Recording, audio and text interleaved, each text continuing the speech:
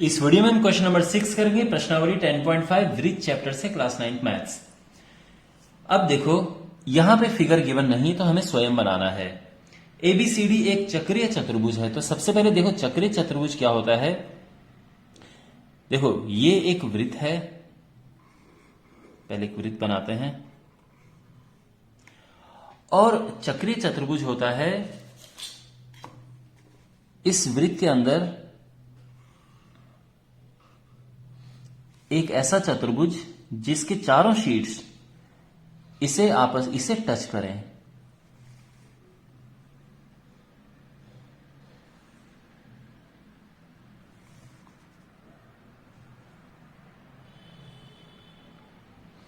ठीक है ना, ये है ए बी सी डी। मैंने इसे बिल्कुल सिंपल, आप हाथ से भी नॉर्मल ड्रॉ कर सकते हैं, ये सिंपल, ठीक है ना।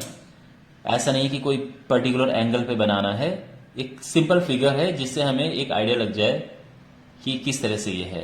देखो अब इसके जो डायगोनल्स हैं, इसके विकर्ण एक दूसरे को कट करते हैं।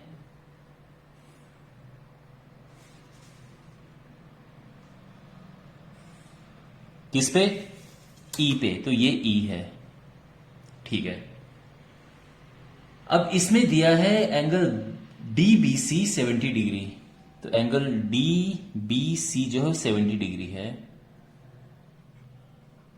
ठीक है। Angle B A C 30 degree, B A C ये 30 डिग्री है,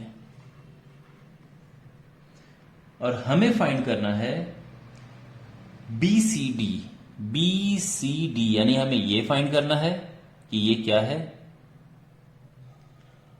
और अगर ए बी और बी सी बराबर हैं, यानी अगर ये और ये आपस में बराबर हैं, तो हमें ई सी डी फाइंड करना है। ई सी डी हमें ये भी फाइंड करना है। तो कहने का मतलब ये है, एक हमें ये एंगल बताना है और दूसरा हमें ये एंगल बताना है। ठीक है, क्वेश्चन समझ आ गया है? ओके वेल, यहां पर देखो सबसे पहले इस एंगल को निकालने की बात करते हैं। अगर आप इस त्रिभुज को देखें, यहां पर ये कोण तो पता है हमें, लेकिन ये निकालने के लिए हमें इसकी आवश्यकता है, और जो कि निकालना बिल्कुल भी मुश्किल नहीं है। कैसे? ये 30 डिग्री है तो ये भी 30 डिग्री होगा। क्यों? क्योंकि ये कोण आप देखो और ये कोण देखो, ये दोनों एक ही वृत्तखंड पर बने हैं। ये समझो कि दोनों का बेस एक जैसा है, और इस बेस पे ये एंगल भी बना है और ये एंगल भी बना है, तो एक ही वृत्तखंड में ये दोनों बने हैं, और इसीलिए ये और ये आपस में बराबर है। ठीक है ना, यानी बेस इनका सेम है, दो एंगल बने हैं। आई होप आपको समझ आ गया होगा। तो उससे ये निकल जाएगा और फिर ये निकल जाएगा, और बाकी करते हैं। वेल, तो यहां पे जैसे कि मैं आपको बता रहा था कि एंगल बी डी सी बराबर एंगल बी ए सी के। रीजन क्या लिखेंगे हम कि ये जो दोनों कोण हैं ये एक ही वृत्तखंड पर बने हैं, तो एक वृत्तखंड पर बने कोण बराबर होते हैं। एक वृत्तखंड के कोण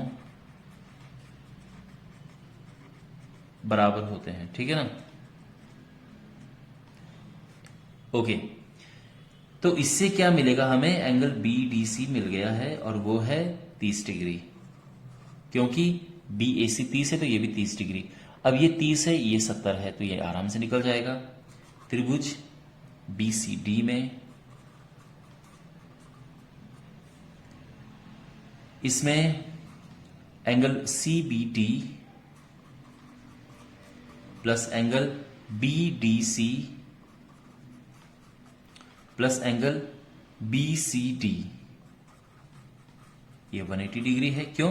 क्योंकि तीनों कोणों का योग बराबर होता है। ठीक है, अब देखो सी बी डी यानी सी बी डी ये तो है 70 डिग्री,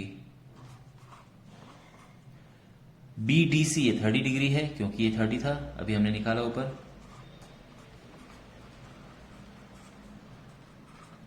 और बी सी डी ये क्वेश्चन में पूछा गया है, तो निकल जाएगा आराम से। अब तो angle B C D is 180 degree, angle B C D आ जाएगा 180 माइनस 100, और ये आ गया है 80 डिग्री। तो angle B C D 80 degree आया, ये हमारा 80 डिग्री है। इतना क्लियर हो गया है? ओके, अब देखो माय डियर, ये और ये बराबर दिए हैं, तो अगर आप इस त्रिभुज में ध्यान से देखो तो अगर ये दोनों बराबर होंगे तो ये समबाहु समद्विबाहु त्रिभुज होगा। और उससे ये देखो, बराबर भुजाओं के सामने के कोण बराबर हो जाएंगे, तो अगर ये 30 है तो ये भी 30 हो जाएगा। ठीक है, तो यहां पे हम लिखेंगे, देखो त्रिभुज ए बी सी, इसमें ए बी बराबर बी सी है, तो इसीलिए क्या होगा कि ये कोण यानी एंगल बी ए सी बराबर हो जाएगा एंगल बी सी ए के। ठीक है ना, और यानी एंगल बी सी ए जो है वो आ जाएगा 30 डिग्री, तो ये 30 डिग्री आ गया है एंगल बी सी ए। ओके, यानी अगर ये 30 है तो ये भी 30 होगा। ठीक है ना, बी सी ए ये बी सी ई बात एक ही है। तो अब देखिए, ये तो आया था हमारा 80 डिग्री और ये है 30 डिग्री, तो 80 में से 30 निकल के ये आ जाएगा, बिल्कुल सिंपल है। तो एंगल ई सी डी बराबर, देखो ये जो एंगल है ये क्या है, angle B C D minus इतना एंगल, यानी एंगल बी सी ई। समझे ना आप भाई, इस पूरे में से इतना हटा दो। B C D